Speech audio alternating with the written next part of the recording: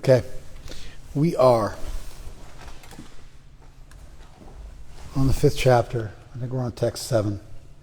What we surveyed last week, just to recap for everybody, was there was a conversation between Krishna and Arjuna about yoga versus sannyas. And so this wasn't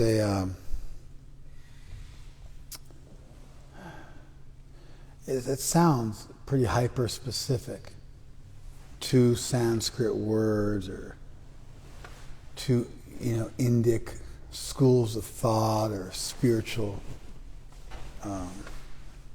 philosophies are being compared to one another and contrasted to one another.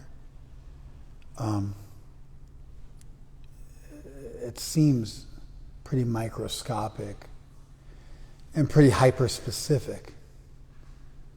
But the actual conversation is in many ways like it's the heart of humanity, even beyond a religious milieu. It's just the way people function.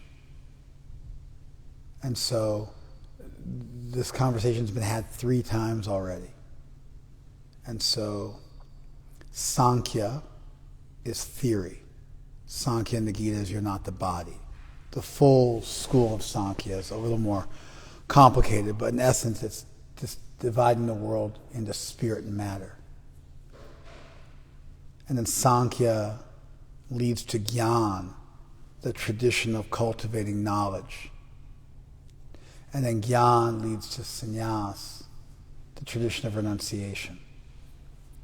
And these 3 terms, sannyas, gyan, and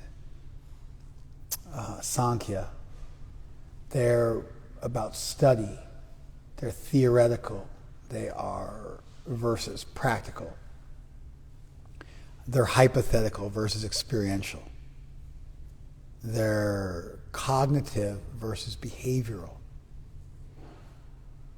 It's how you think about the world rather than what you do in the world. It's why you do things instead of what you do. It's the motivation behind the action. And so there's people like this in the world that are more thoughtful, more introverted, more studious, more mentally creative, more cerebral. And then those people can be contrasted to more active, extroverted, philanthropic, engaged, practical, pragmatic, experiential, kinesthetic type individuals. Now there's nobody who's purely extroverted, because then you have no thoughts. There's nobody who's purely introverted, otherwise you would die of paralysis. And so everybody has a combination of both these factors. So when we talk about one versus the other, we're really talking about which direction are you leaning in. Krishna has consistently weighed in on the side of active experience, philanthropy, and engagement over being passive, and hypothetical, and cognitive, and theoretical, and unengaged, disinterested. But truth be told, Krishna sees value in both, and so he's been pushing for both, for you to do both. And so you do your duty, but while doing your duty, not you, Peyton, but you, what's your name again? Tess. You do your duty, but while doing your duty, you are? It's okay. You do your duty, but while doing your duty, you are? You're killing me. You are okay. You're less forgivable. You do your duty, but while doing your duty, you are? Unattached to the outcome. And that detachment from the outcome is the gyan, is the knowledge, is the sankhya. That's the cognitive aspect of our spirituality that then informs the behavioral aspect. You got it? Anyway, so they just did another round of that. And Krishna explained to Arjuna that if you do B, B includes A. So if you do yoga, yoga includes sannyas. And then he follows up with this text. Yoga yukto vishuddhatma. Vijitatma. Jitendriyaha. Sarvabhutatma. Bhutatma. Kurvan api. Nalipyate.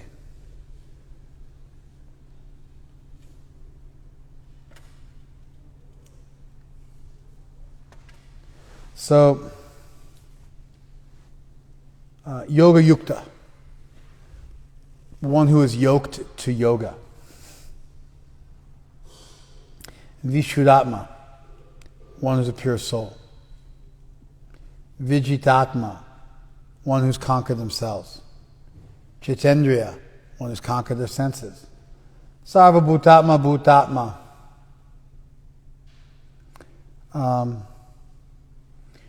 One for whom all beings are like oneself.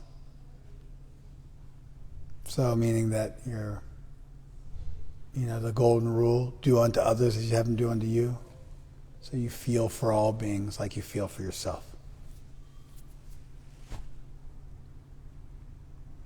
Kurvan api na lipyate. Even though you're working, even though you're doing things, na lipyate, you're not smeared, you're not contaminated. So one who is yoked to yoga, who's a pure soul, who's conquered themselves, who's conquered their senses, for whom all beings are as they themselves are. In other words, you feel for all beings the way you feel for yourself. You consider all other beings to be equivalent to yourself. Kurvan api, even though you're acting, na lipyate. You're not degraded. You're not contaminated by that action. One who works in devotion, who's a pure soul, who controls his mind and senses, is dear to everyone, and everyone is dear to him. Though always working, such a man is never entangled. What a great translation, right? When we used to sell Bhagavad Gitas on the street, we sometimes open the book to a verse to show people hey, here's a great book, let's look at the verse. This was the verse I would open to. I think I learned it from Vijay. I think Vijay reads this verse. He's the guy who taught me how to distribute books when I was a kid, who taught me when I was first joined the ashram. I think he's the one who taught me to open the book to this page, but we love this verse. So I probably, I looked at this verse 1,000 times, thousands of times with people when I sold books. And I would open to this verse and I'd say, look at this. What an amazing verse. They'd go, wow, that's an amazing verse. They'd take a book. One who works in devotion, that's a yoga yukta. He's engaged, he's yoked to yoga. See how Prabhupada gives a little devotional spin?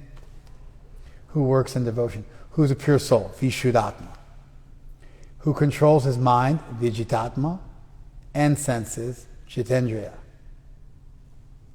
He is dear to everyone, everyone is dear to him, sarvabhutatma bhutatma. Though always working, kurvanapi, such a man's never entangled, na lipyate. Super systematic, word by word translation. How do we get here? How did this verse come up? How is this verse linked to that discussion on yoga and sannyas?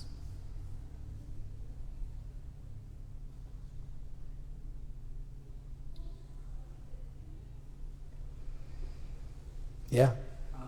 He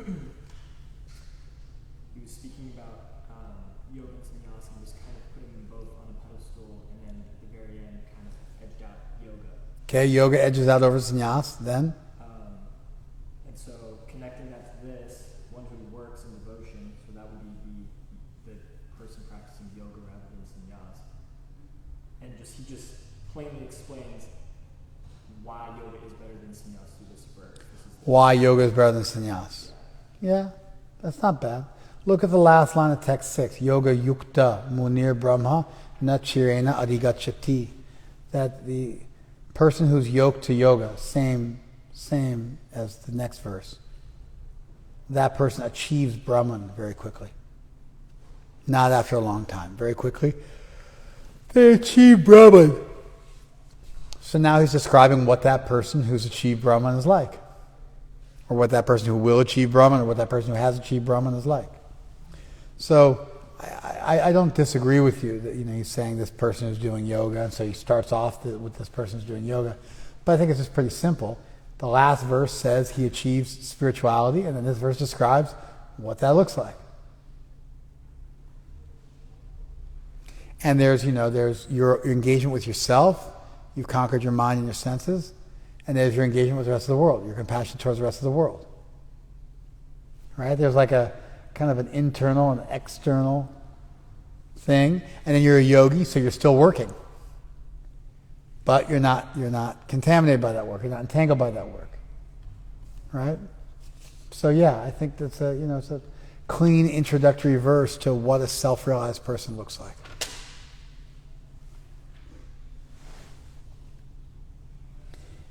Naiva kinchit karom iti yukta manyate tattvavit. One who knows the truth.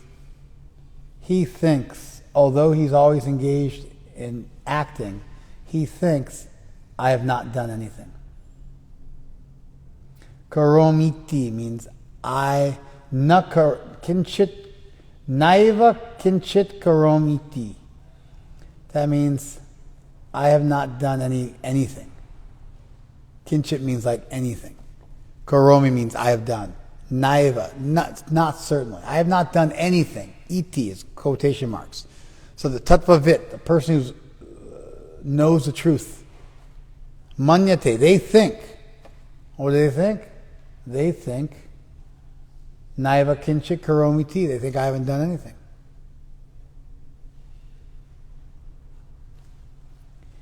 Even though Pashyan, Shinvan, Sprishan, Jigram, so even though they're seeing, they're hearing, they're touching, they're smelling, and then let's say Ashnan, they're eating. So it says Ashnan? Yeah. Ashnan, Gachan, Swapam, Swashan. They're breathing, they're dreaming. They're going here and there. Even though they're doing all of that. Pralapan, they're talking.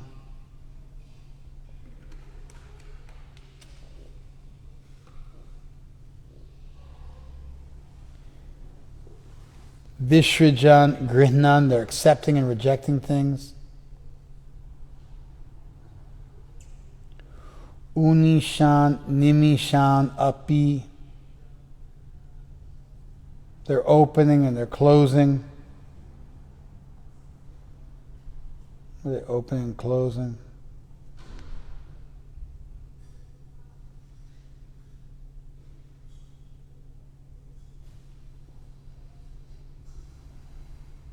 They're opening and closing their eyes. Oh, where is it?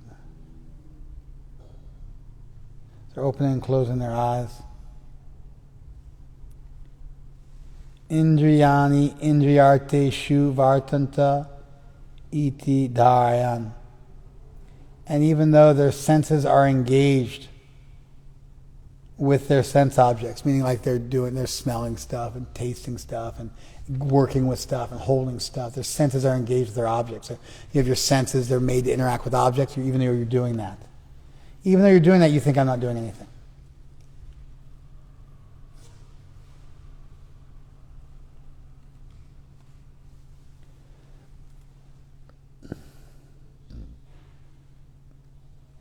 Naiva kinchit karomiti yukto manyate tatvavit. One who knows the truth thinks, although they're always engaged, he thinks, I'm not doing anything. Even though he's seeing, hearing, touching, smelling, eating, going, dreaming, breathing, speaking, giving things up, accepting things, opening and closing his eyes, engaging his senses with their sense objects. Even though all that's happening, he's thinking, I haven't done anything. A person in divine consciousness, although engaged in seeing, hearing, touching, smelling, eating, moving about, sleeping, breathing, always knows in himself that he actually does nothing at all, because while speaking, evacuating, receiving, opening or closing the eyes, he always knows that only the material senses are engaged with their objects and that he is aloof from them. There it is.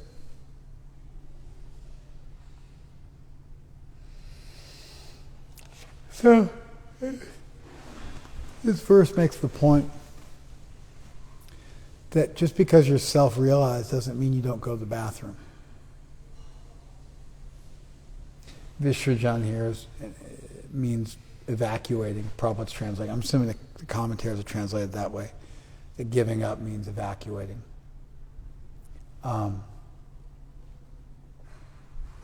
Meaning like passing water or stool.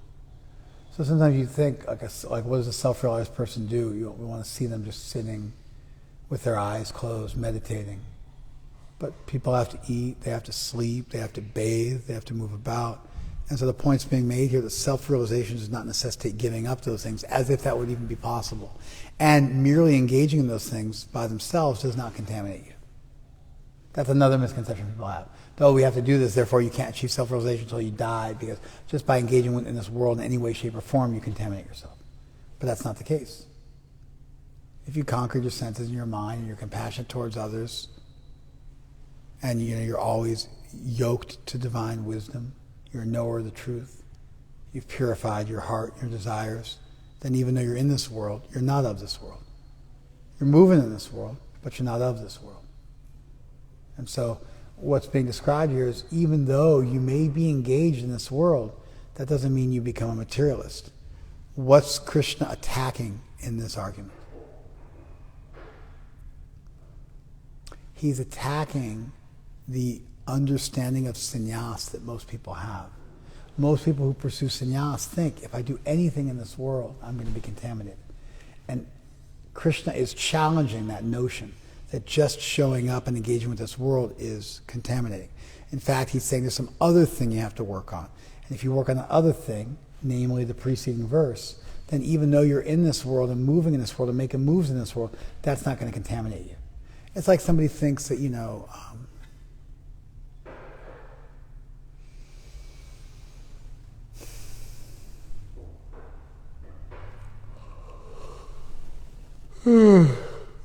it's like somebody thinks that killing is bad, violence is bad. But not all violence is bad. Self-defense is violence. That's not bad. And so you might think all violence is bad, right? And somebody says, no, you have to give up that violent desire in your heart, that desire to hurt somebody, that malice, that hatred. If you give that up and you have to commit violence out of self-defense, then that's not truly violence. It's self-defense. In fact, we categorize it differently. We call that self-defense as opposed to assault. Because the mentality it's done with is critical. And so Krishna's making a point here that the mentality of the yogi, the renounced mentality of the yogi, allows him to work in this world without becoming attached. Now, what if you say, I can't, I don't have that ability, I'm attached. Then what process does Krishna have for you? Yeah? He does take everything away from you, that's true, but that's not the point I was asking about. In the Gita, what does Krishna teach you do if you're still attached? You can't be this yogi, you're still attached. What does he teach you? To give, to sacrifice. What's the word? Yajna. That's right. Remember the third chapter, Krishna said, for those who are still attached, then they do yajna. So he's got a solution, but then that yajna is going to eventually lead you where, Bailey? Yajna will lead to Gita, right? Yeah, don't get too fancy, dude. You're killing me, dude. Where is the... Okay, so if you're not ready for this verse, then what does Krishna have for you hidden? One word. Yes, yaga. That's right. That's what he's got for you. Where you do some ritual, some sacrifice, some charity, and that way, even though you're materialistic, you're doing the right thing. And where does that lead you to? Eventually becoming detached. Yeah, which leads you to this verse. You follow? Mm-hmm. This verse, you might be like, oh, this verse is too much. Well, yeah, it's too much. That's why the third chapter was there.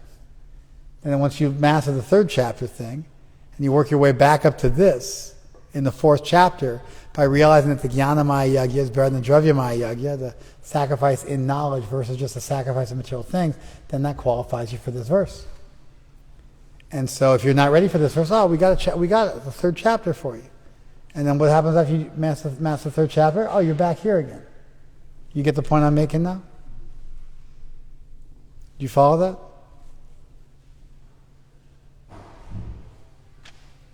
One who performs his duty without attachment, surrendering the results unto the Supreme Lord. He's unaffected by sinful action, just as a lotus leaf is untouched by water. Padma patram ivambasa, just as the lotus leaf with the water. What's the deal with the lotus leaf and the water? Yeah. So the lotus is pankaj. Pankaj. Panka means mud. Ja means born. It's ambuja. Ambu means water, and ja means born. So the lotus is born out of the mud, born out of the water, but it's clean and it's dry. In fact, if you put water on a lotus leaf, what happens? It just waxes off. They were trying to make waterproof material in Japan, and they studied the structure of the lotus leaf because it's naturally the most water-resistant substance on the planet. Water just waxes off it. It's this amazing thing about lotuses. They grow in the water, but the water just waxes off it. They grow out of the water, but they're dry. They grow out of the mud, but they're clean. So Krishna's invoking that, this time-honored simile.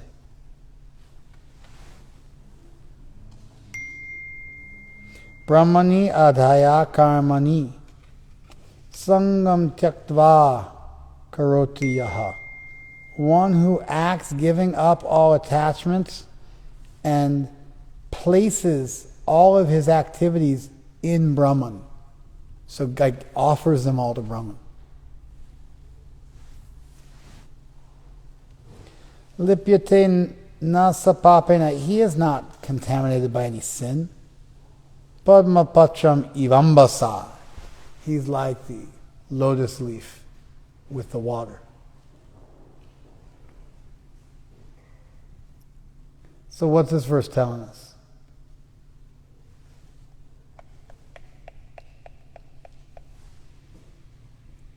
Again, we went over this difference between Sankhya and Jnana and Sannyasa on one side, and Yoga and Buddhi and Karma on the other.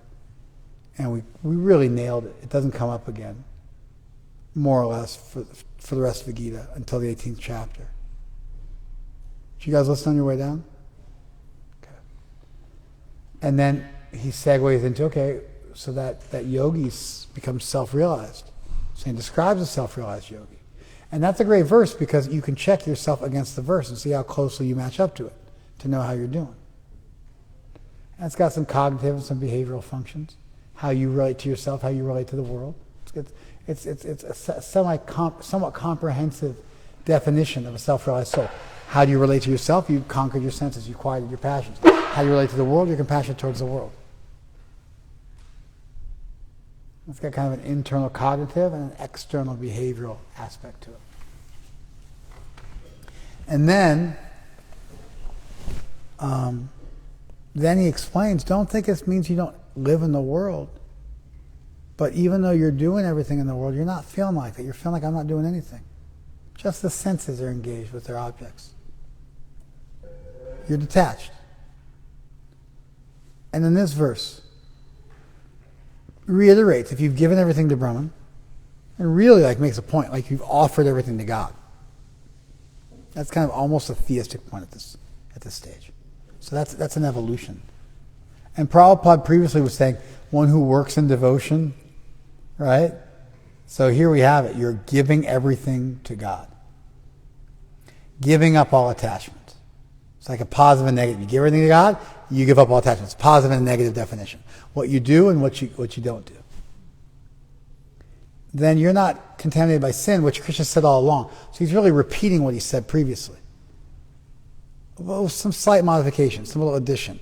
Offering things to Brahman, which Prabhupada anticipated. So he translated the previous verse, that one who works in devotion, which is like a bit much, right? But here it's now all of a sudden it's not such a big deal because Krishna himself is saying you're offering everything to the Supreme. And so there's a positive and a negative aspect here. There's a repetition of themes. Na lipyate, you're not contaminated. And then you're given a simile, which allows you to kind of meditate on what we're talking about. Similes are great. They allow you to meditate on something. So now we got a nice simile, so we can meditate on things. You guys following us?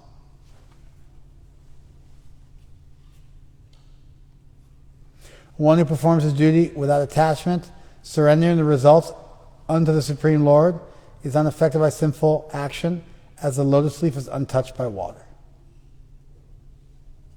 And it's a nice meditation. I want to be like the lotus. Right?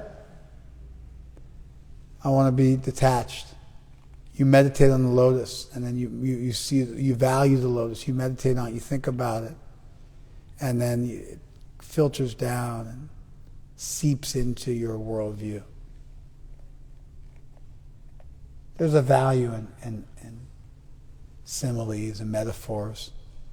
They help you to, in a different way, think about things. In a more creative, artistic way, think about things.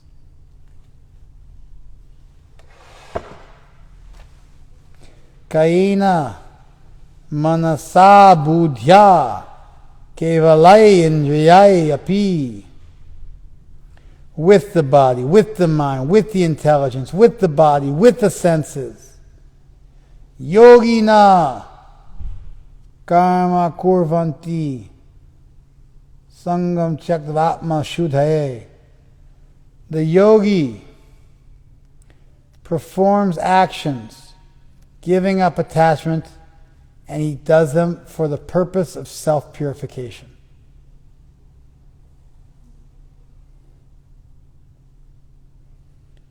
The yogi performs karma, does actions with the body, with the mind, with the intelligence, with the senses, with purified senses, with purified mind, with the body, mind, intelligence, and the senses in a pure way. The yogi acts, giving up all attachment. The previous verse says you give up attachment. Now it's saying the yogi is giving up all attachment. And then he's acting atma shuddhaye, for the purification of the self. See, each time Krishna goes over some of the same information and adds a little extra piece. So the last one was like, he's offering everything to Brahman. This one is, you're acting with mind, body, and words, just like the previous one saying you're seeing, smelling, thinking. This says it a little differently. But it says atma shuddhaye, you're acting for the purpose. Karmani kurvanti atma shuddhaye. You're acting for the purpose of self-realization. The yogis abandoning attachment act with body, mind, intelligence, and even with the senses only for the purpose of purification.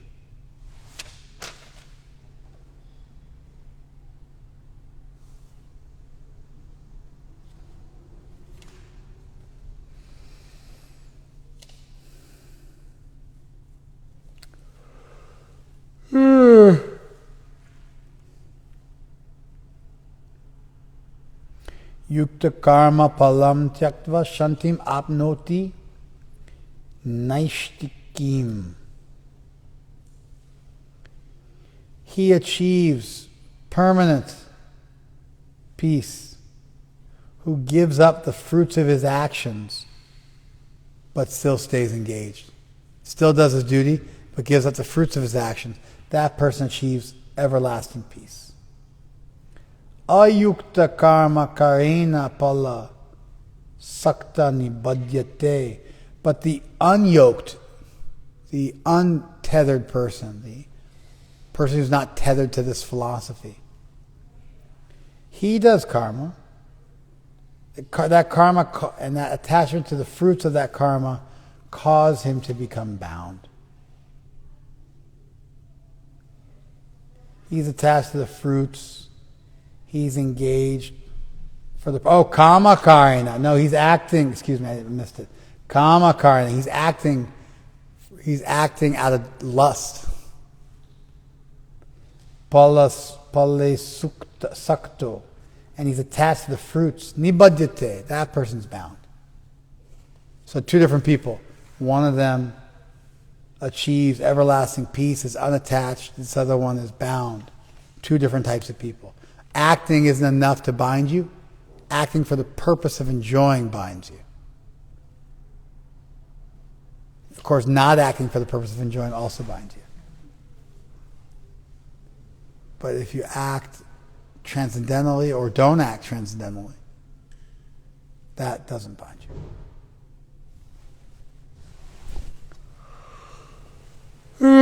It's like the Buddha. Idam dukkha, this is suffering. Idam dukkha samudaya, this is the cause of suffering.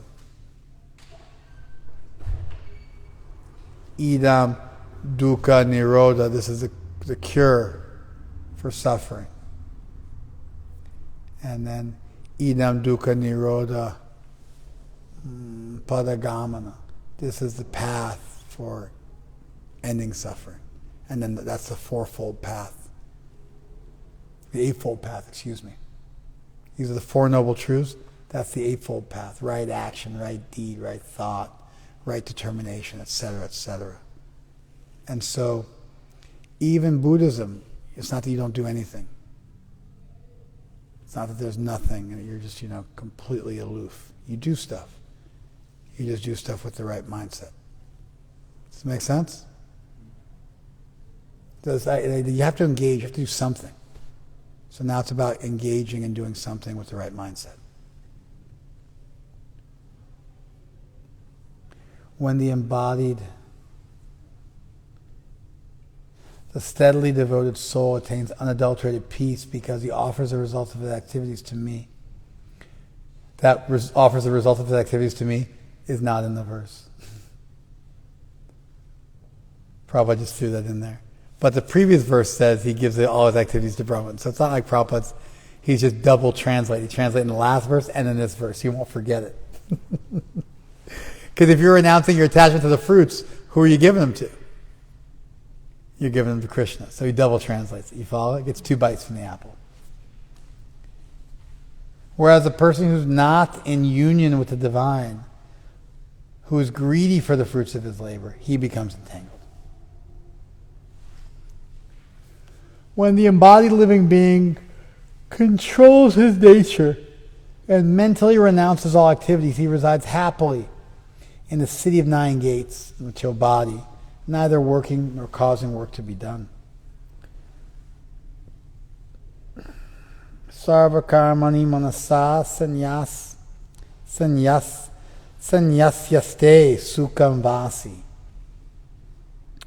The one who with his mind renounces all of his activities, he resides happily. Navadware pure dehi. That embodied soul resides happily in the city of 9 gates. What are the 9 gates? What are the 9 gates? What are the 9 gates? 2 eyes. See, holes. 2 gates through which things enter. 2 eyes. 2 ears. 1 nose. 2 nostrils, 2, 4, 6. What else? 1 mouth, 7. What else you got? Anus and genital. 9. City of 9 gates. You act on the world, you take in the world through these 9 holes. It's interesting, isn't it? It's an interesting way of looking at the body, right? It's 9 ways of putting stuff out, pulling stuff in, interacting with the world. It's interesting, right? If you look at the body, it's interesting, right? There's like these orifices through which things go. You either push stuff out through the orifices or you pull stuff in through your eyes, through your ears, through your nostrils, through your mouth. The mouth is double. You pull stuff in, food, and you push stuff out, speech. So that person happily resides in the city of 9 gates. Naiva kurvan, nakayam. Not acting and not causing anything to be done.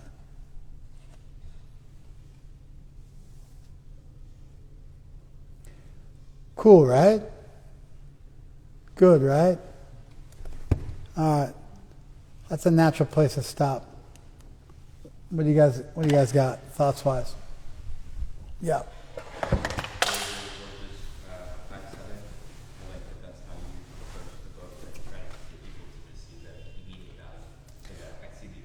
Yeah, it's a beautiful verse, right? If you got a higher chakra person and they read a verse like that, they're like, oh, I could get into this.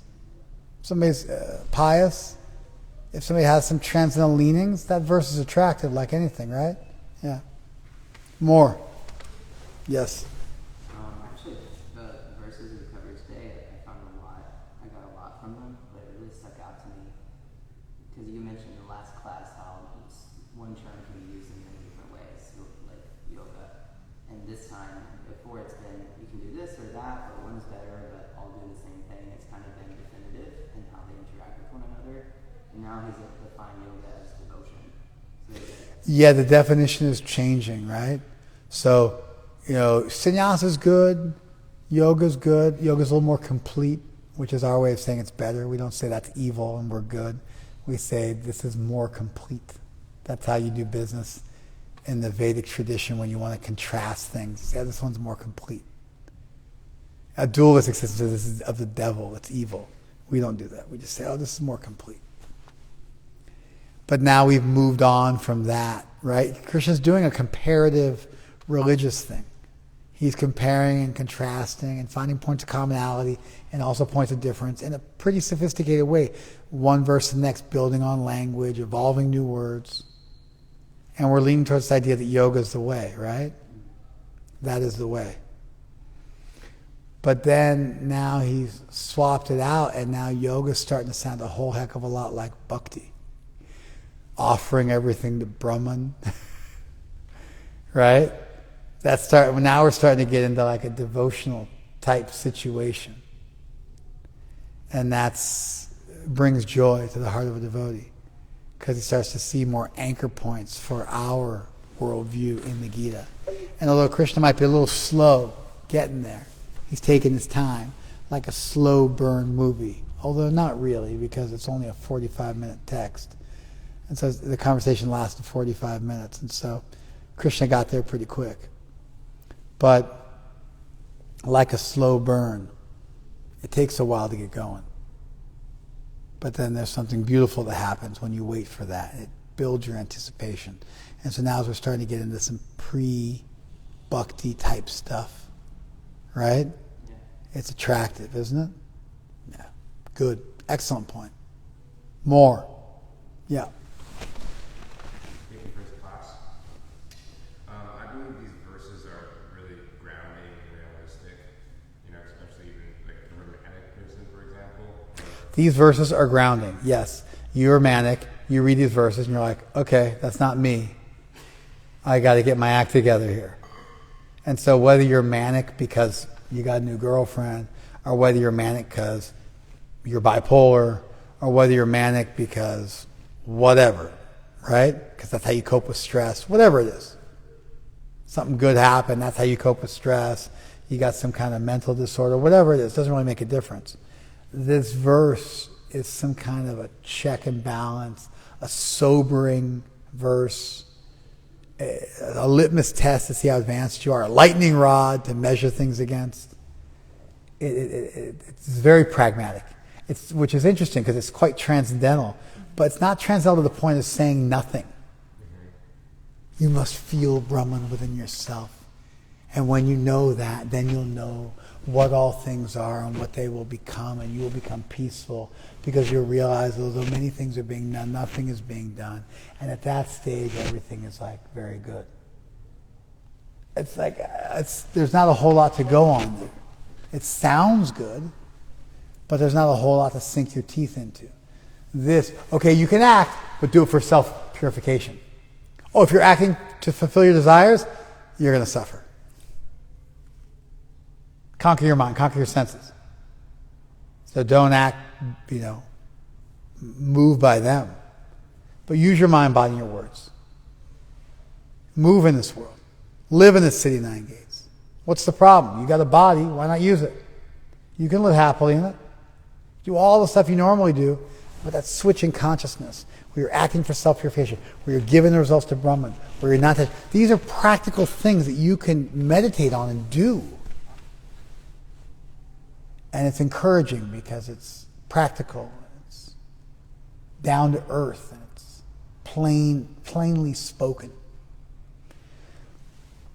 That's what you're trying to communicate? Mm-hmm. Excellent. More. Yeah. This is actually similar to that point, but I was appreciating how this is seemingly simple instruction, but it's not easy, or at least it's not easy for me. Simple and easy are two different things. Things can be simple and incredibly difficult.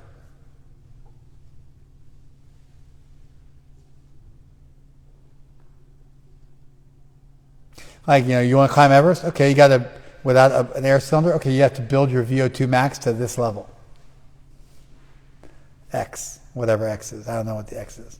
You have to build your body's ability to oxygenate your blood with limited oxygen in the air to this level.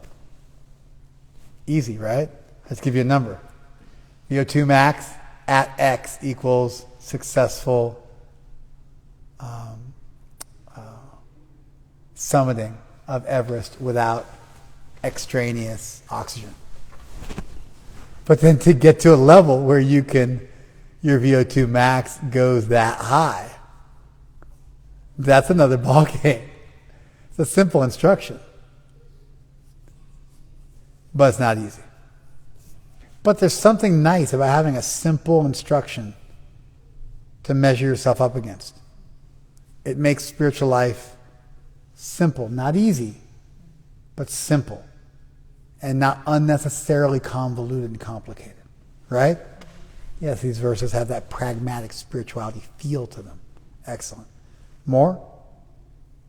Yeah.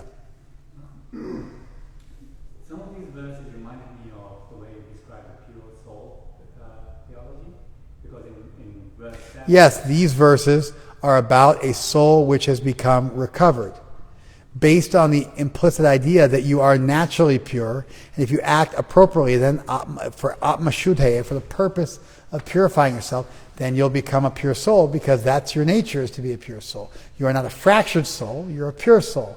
Therefore, when you're in touch with the Supreme, you're restored to your original transcendental qualities, and so to be Vishuddhatma, to be a pure soul, is the most natural thing in the world. And so these verses, theoretically, you could get to this place with a fractured soul theology. By the grace of Jesus, you'll become a pure soul. By the grace of Jesus, you'll conquer your senses. By the grace of Jesus, this and that will happen. But this verse there's no indication that it's through some vicarious, agent, through some vicarious action. Rather, it's you yourself have these innate qualities. And you're being restored to who you actually are, right? Excellent. More? Yeah, and just in there in 7, it talks about one who works in devotion and who is a pure soul. So it's almost like you already been given that, so you are a pure soul. So then all you have to do is control your mind and senses, and then later verses said, then you become purified. So it's you start. Yeah, it's a nice meditation. It's a nice meditation. That you could just be a pure soul.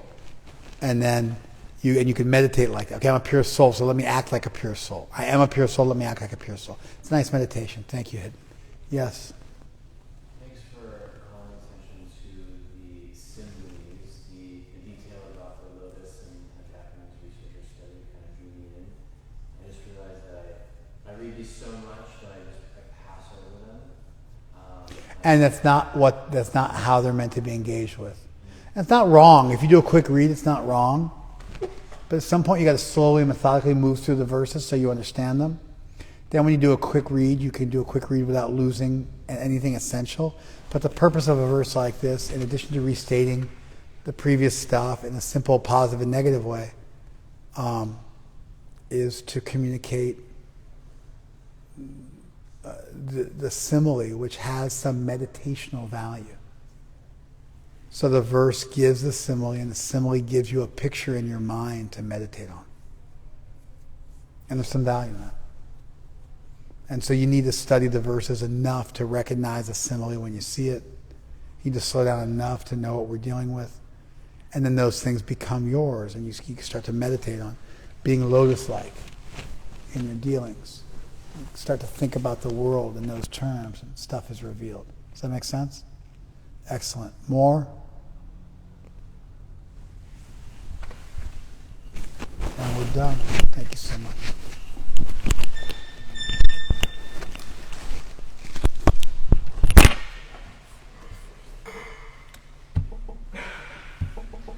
Oh my God, I'm exhausted.